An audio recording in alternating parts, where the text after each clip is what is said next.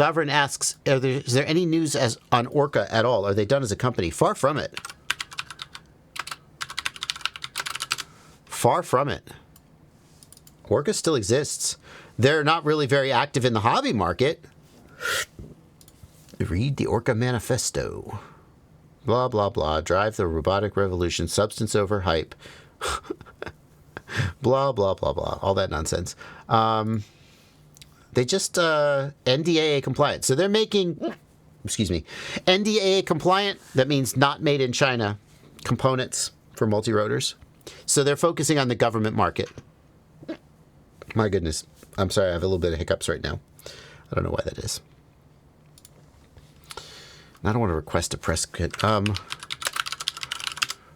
Yeah, in fact, they just, in December of 2024, secured another 5.8 million euros in seed funding. Blah, blah, investors, marketing, bullshit, don't really care. But they're like, I mean, somebody gave them 6 million euros. That's not nothing. They're still out there doing their thing. They're just not really focused on the hobby market as much, as far as I can see.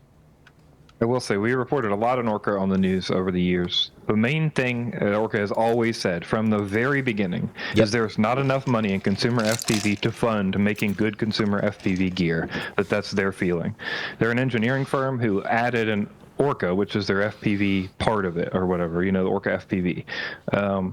So they've always said they're going to do enterprise stuff. They've always said they're going to do military stuff, at least on a little bit, to fund the consumer hobby side. So while it is a bummer that they're taking giant enterprise and giant military contracts, we have to hope that their original promise that they said, which is they will pass that technology down to us and make it available and make good hardware, we have to hope that that will continue to happen, and we'll see those big $1 million development deals push into better hardware for the consumer. I mean, right? That's what we would hope from their original promises, right?